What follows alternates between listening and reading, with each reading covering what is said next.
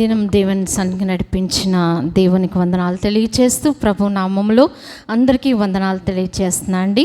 దేవుని యొక్క వాక్యాన్ని చదువుకుందాం.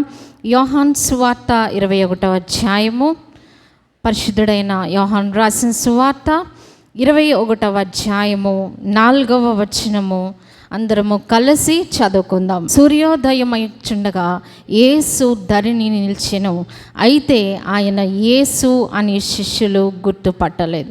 ఇంకొక వచనం చదువుకుందాం అండి. 14వ వచనం కూడా చదువుకుందాం. యేసు మృతులలో నుండి లేచిన తర్వాత శిష్యులకు ప్రత్యక్షమైనది ఇది 3వసారి.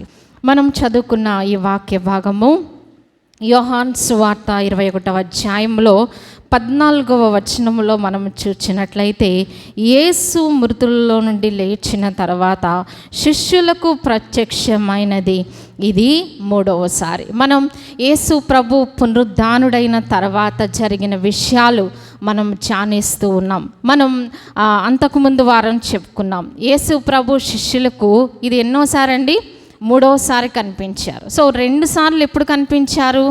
శిష్యులందరూ లోపలుండగా యేసు ప్రభు వారికి కనిపించారు. కనిపించి వారికి ఏం చూపించారండి? ఆయన గాయాలు చూపించారు. అయితే అప్పుడు తోమ వారితో కూడా లేనట్లుగా మనం చూస్తూ ఉన్నాం. అయితే తోమ ఏమంటున్నాడు? నేను ఆయన చేతుల్లో వేలు పెట్టాలి, ఆయన ప్రక్క గాయం నేను చూడాలి, అప్పుడే కానీ నేను నమ్మను అన్నందుకు ప్రభు ఏం చేశారండి? ఆయన గద్దించలేదు. తోమా, నువ్వు నాతో ఇంతకాలం సహవాసం చేశావు కదా, నన్ను ఎందుకు నువ్వు నమ్మలేదు అని యేసు ప్రభు తోమాను గద్దించలేదు. కానీ మానవ బలహీనతలు ఆయన గుర్తెరిగిన వారు, మనలోని లోటుపాట్లు ఆయన ప్రేమతో రెక్టిఫై చేసేవారు. పిల్లల్ని ఎన్నిసార్లు మనం చెప్పినా మరి కొన్నిసార్లు మాట వినకపోయినా, తప్పులు చేసిన, వస్తువులు పాడు చేసిన ఏం చేస్తామండి? మనం ఒకసారి గద్దించినా ఏం చేస్తాం? మళ్ళా ప్రేమతో వారిని హత్తుకుంటూ ఉంటాం. విలువైన వస్తువులు పాడు చేసినా మనం వారి మీద ఏమాత్రం కష్టము ఉంచుకోం. అలాగే ప్రభువు కూడా తోమా విషయంలో, శిష్యుల విషయంలో దయ కలిగి, ప్రేమ కలిగి ఆయన ఏం చేశారండి? తోమాకు ప్రత్యక్షమై ఏమన్నారు? తోమా, ఇలా రా, నా చేతుల్లో వేలు పెట్టు, నా ప్రక్క గాయములో నీ చెయ్యి పెట్టు అని ఆ యొక్క డౌట్ని, తనకున్న సందేహాన్ని మరి నివృత్తి చేసినట్లుగా మనం చూస్తూ ఉంటాం. సో అయినప్పటికీ ఇంతగా ప్రభు ప్రేమించినా కానీ శిష్యులు నమ్మలేదంట. 21వ అధ్యాయంలో మనమంతా చూస్తే వాళ్ళు ఏం చేశారు? మళ్ళా చేపల దగ్గరకు వెళ్ళిపోయారు. ఏ వృత్తినైతే వాళ్ళు వదిలొచ్చారో మళ్ళా అదే వృత్తిలోనికి వాళ్ళు తిరిగి వెళ్ళిపోయారు. వెళ్ళిపోయినప్పటికీ కూడా యేసు ప్రభు ఏం చేశారండి? వారి ఎడల కనికరము కలిగి ఉన్నారు, జాలి కలిగి ఉన్నారు. మరి అందుకే ప్రభు అన్నారు, లోబడనొల్లని ప్రజల వైపు ఆయన ఏం చేస్తున్నారట? దినమెల్లా చేతులు చాపుతూ ఉన్నారు. ఏమండి, పిల్లలు రోజంతా మాట వినకపోయినా ఏం చేస్తాం? రోజంతా చెప్తానే ఉంటాం కదా. రోజంతా విసిగిస్తున్నా కానీ వాళ్ళని ప్రేమతో మనం మరి వాళ్ళను దారికి చేర్చుకుంటూ ఉంటాం. యేసు ప్రభు యొక్క ప్రేమ కూడా ఎంత గొప్పదంటే, శిష్యులు 2 సార్లు వినకపోయినా 3వసారి మళ్ళా ప్రత్యక్షమయ్యారట. వీళ్ళు వేటకు వెళ్ళిపోయారు. వేటకు వెళ్ళిపోయిన తర్వాత అక్కడ ఏం జరిగిందండి? 3వ వచనంలో, దోణి ఎక్కిరి కానీ ఆ రాత్రి ఏమీ పట్టలేదు. సో వాళ్ళు రాత్రంతా, జనరల్గా చేపల వేటకు వెళ్ళేవారు ఎప్పుడు వెళ్తారండి? నైట్ టైమ్సే వెళ్తారు. చీకటిలో వాళ్ళు చేపలను మరి పట్టుకుంటూ ఉంటారు. రాత్రంతా వాళ్ళు ప్రయాసపడ్డారు కానీ వాళ్ళకి ఒక్క చేప కూడా దొరకలేదంట. అంటే వాళ్ళు ఎంత ఫ్రస్ట్రేట్ అయిపోయి ఉంటారు, ఎంత నిరాశ పడిపోయి ఉంటారు, ఎంత నిస్పృహలోనికి వెళ్ళిపోయి ఉంటారు కదా. కానీ ప్రభు ఏం చేశారు? అలాంటి సమయంలో కూడా ఆయన ఏం చేశారండి? 4వ వచనంలో, సూర్యోదయమగుచుండగా యేసు ధరిని నిలిచెను, ఆయన దారిని నిలిచి ఏమంటున్నారు, మరి వాళ్ళని అడుగుతూ ఉన్నారనమాట. 4వ వచనంలో యేసు, పిల్లలారా, భోజనమునకు మీ యొద్ద ఏమైనా ఉన్నదా అని వారిని అడగగా లేదని వారు ఆయనతో చెప్పారు. సో భోజనం ఏమన్నా ఉందా అని అడిగారట. అప్పుడు వాళ్ళు లేదు అన్నప్పుడు ప్రభు ఏం చేశారండి, కుడి ప్రక్కన వల వేశారు, విస్తారమైన చేపలు పడినట్లుగా మనం చూస్తూ ఉన్నాం. సో ఇదంతా మనకి తెలిసిన సందర్భమే. అయితే ఈ యొక్క విషయంలో మనము ఈ దినము ధ్యానించే అంశం ఏంటంటే, శిష్యులు మాటి మాటికి వెళ్ళిపోయిన ప్రభు ఏం చేశారండి, ప్రేమతో వాళ్ళను దరికి చేర్చుకున్నారు. మనము కూడా అనేక సార్లు ఏమవుతూ ఉంటాం, ప్రభువును ప్రేమిస్తూ ఉంటాం, వెనక్కి వెళ్ళిపోతాం. ప్రభువును ప్రేమిస్తూ ఉంటాం, అపనమ్మికతో ఉంటాం. ప్రభువును ప్రేమిస్తూ ఉంటాం, వెంబడిస్తూ ఉంటాం. కష్టం వచ్చినప్పుడు, నష్టం వచ్చినప్పుడు, దేవా నా ప్రార్థన ఎక్కడా, నా విశ్వాసము ఎక్కడా అనే ప్రశ్నలు మనలోనికి వస్తూ ఉంటాయి. అయినప్పటికీ ప్రభు ఏం చేశారండి, వారిని ప్రేమతో చేర్చుకున్నారు. అలాగే మరి పేతురు కూడా 3 సార్లు బొంకినప్పుడు ప్రభు ఏం చేశారండి, ఆ సందర్భాన్ని ఒకసారి మనం చూద్దాం. లూకా సువార్త 22వ అధ్యాయము, లూకా సువార్త 22వ అధ్యాయం.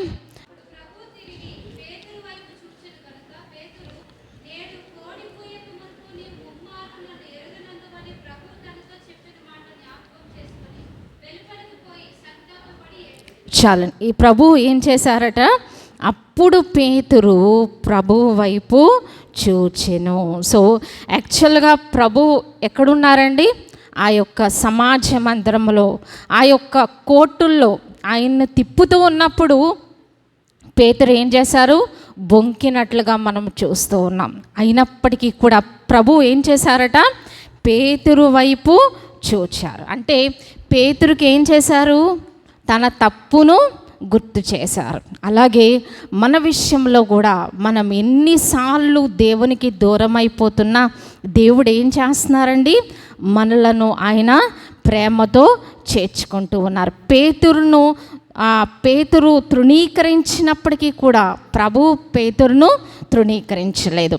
అప్పుడు పేతురుకి ఏం కలిగిందండి, వెలుపలికి పోయి సంతాపపడి ఏడ్చెను. అలాగే బైబిల్ గ్రంథంలో ఒక స్త్రీని కూడా మనము చూస్తే యోహాను సువార్తలో ఒక మాట మనం చదువుదామండి. యోహాను సువార్త 5వ అధ్యాయము 14వ వచనం అండి. అటు తర్వాత యేసు దేవాలయములో వానిని చూచి, ఇదిగో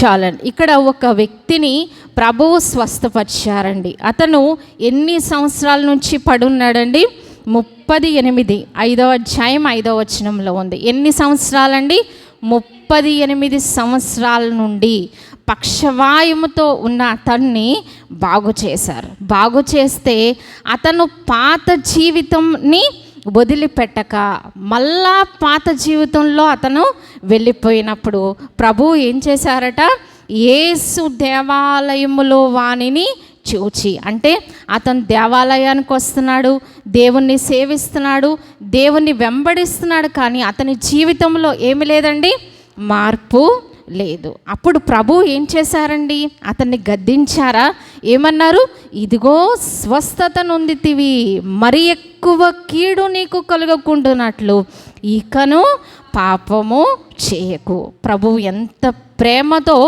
అతన్ని తిరిగి మళ్ళా కరెక్ట్ చేశారో మనం చూస్తూ ఉన్నాం. ఆయన తృణీకరించలేదు మరి ఆ యొక్క పక్షవాయు రోగిని. అలాగే ఇంకొక స్త్రీ గురించి కూడా మనం చూద్దామండి. ఇదే యోహాను సువార్త 8వ అధ్యాయంలో 11. ఆమె లేదు ప్రభు అనెను. అందుకు యేసు, నేనును నీకు శిక్ష విధింపను, నీవు వెళ్ళి ఇక పాపము చేయకుమని ఆమెతో చెప్పాను. ఇక్కడ ఒక స్త్రీని కూడా మనము చూస్తూ ఉన్నాం. ఈమె వ్యభిచారమందు పట్టబడినది.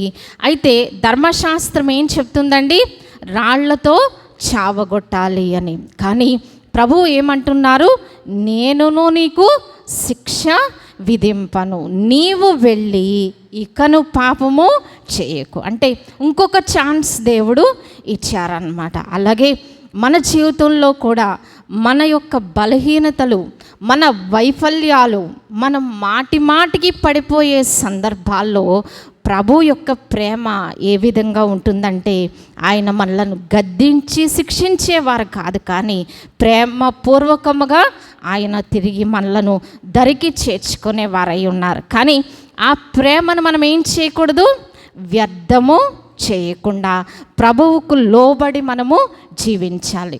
అయితే యేసు ప్రభు మన పట్ల ఈ విధంగా చేస్తే మనం తోటి విశ్వాసుల ఎడల ఎలా ఉండాలండి? మనము కూడా అదే ప్రేమ కలిగి మనము ఉండాలి. అందుకే గలతీ పత్రికలో ఒక మాట మనం చదువుకుందాం. 6వ అధ్యాయము, గలతీలకు రాసిన పత్రిక 6వ అధ్యాయము 1వ వచనము. సహోదరులారా, ఒకడు ఏ తప్పితములోనైనను చిక్కుకున్న ఎడల ఆత్మ సంబంధులైన మీలో ప్రతివాడు తానును శోధింపబడదనేమో అని తన విషయమై చూచుకొనుచు సాత్వికమైన మనసుతో అట్టి వానిని మంచి దారికి తీసుకొని రావాలను. చాలండి. ఇక్కడ గలతీ పత్రికలో ఏముందంటే పౌలు గారు ఏం చెప్తున్నారు? సహోదరులారా, ఒకడు ఏ తప్పితములోనైనా చిక్కుకొనిన ఎడల, అంటే మనకు తెలిసిన సహోదరులు ఒక తప్పులో పడిపోయారు, ఒక పాపంలో పడిపోయారంటే వారి విషయంలో మనం ఎలా ఉండాలట? ఆత్మ సంబంధులైన మీలో ప్రతివాడు ఏం చేయాలి? మొట్టమొదటిగా తానును శోధింపబడుదునేమో అని తన విషయమై చూచుకొనుచు. మొట్టమొదటిగా ఏం చేయాలి? మనము కూడా అదే పాపంలో పడిపోతామేమో అని మొట్టమొదట ఏముండాలట? మనకి భయం ఉండాలి. రెండవదిగా ఏం చేయాలట? సాత్వికమైన మనసుతో అట్టి వాణిని మనం ఏం చేయాలండి? మంచి దారికి తీసుకొని రావాలి. అంటే ఇంగ్లీష్ బైబిల్లో ఏముందంటే, అంటే సుపీరియారిటీ చూపించడం కాదు, అంటే డామినేట్ చేయడం కాదు, వాళ్ళ మీద అధికారం చలాయించడం కాదు, కానీ వాళ్ళని ఏం చేయాలట? మంచి మాటలతో మనం ప్రార్థన చేస్తూ వాక్యం ద్వారా వాళ్ళని హెచ్చరిస్తూ వాళ్ళని ఏం చేయాలట? మంచి దారికి తీసుకొని రావాలి. అందుకే సామెతల్లో ఏముందంటే, తన పొరుగువానిని తిరస్కరించువాడు పాపము చేయవాడు. మనం బాగానే ఉన్నాం, మనం పైకి వెళ్తూ ఉన్నాం, కానీ మన కింద ఉన్న వారిని చూచి మనము మరి తిరస్కార స్వభావం మనము కలిగి ఉండకూడదు. వాక్యం తెలియకపోయినా, ప్రార్థన తెలియకపోయినా, దేవుణ్ణి సేవించడం తెలియకపోయినా మనం వారిని ఏం చేయాలండి?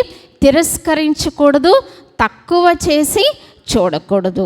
ఆత్మ సంబంధంగా మనం ఎదగవచ్చు, కానీ మనకన్నా తక్కువ ఆత్మీయ స్థితి కలిగిన వారిని మనం తృణీకరించకూడదు. కానీ వాళ్ళని ఏం చేయాలట?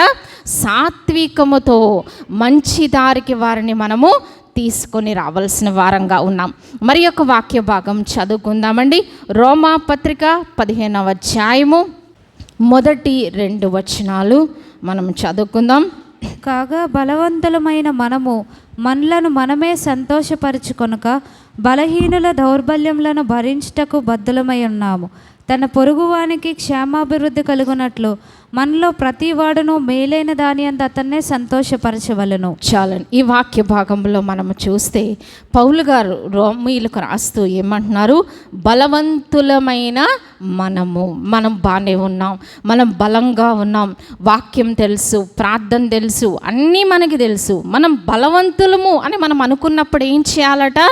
బలవంతులమైన మనము మనలను మనమే సంతోషపరచుకొనక బలహీనుల దౌర్బల్యమును మరి భరించుటకు బద్ధులమై ఉన్నాం. అంటే ఆత్మ సంబంధముగా బలహీనులైన వారిని, మాటికి పాపములో పడిపోయే వారిని, వైఫల్యాలు కలిగిన వారిని మనం ఏం చేయాలండి? భరించుటకు బద్ధులమై ఉన్నాము. అంటే వారిని మనం ఏం చేయాలి? ప్రోత్సహించాలి, బలపరచాలి, మన చేతనైనంత మట్టుకు వారికి చేయూతనివ్వాలి. అంటే ఆత్మీయంగా మనం వాళ్ళని పైకి తీసుకురావడానికి మనం ప్రయత్నం చేయాలి తప్ప వాళ్ళని మనం తృణీకరించకూడదు, తక్కువ చేసి చూడకూడదని దేవుని యొక్క వాక్యం హెచ్చరిస్తుంది. ఎందుకంటే ప్రభు ఉన్నతుడు, ప్రభు నీతిమంతుడు. కానీ మనల్ని ప్రభు ఏం చేస్తున్నారండి? మనలో ఎన్నో వైఫల్యాలు ఉన్నాయి, ఎన్నో డ్రాబ్యాక్స్ ఉన్నాయి. అయినప్పటికీ ప్రభు ఏం చేస్తున్నారు? తిరిగి మరలను చేర్చుకుంటున్నారు. శిష్యుల్ని 3 సార్లు కనిపించిన వాళ్ళు వాళ్ళు తిరిగి అదే స్థితికి వెళ్ళిపోయినా వాళ్ళని ఏం చేశారండి?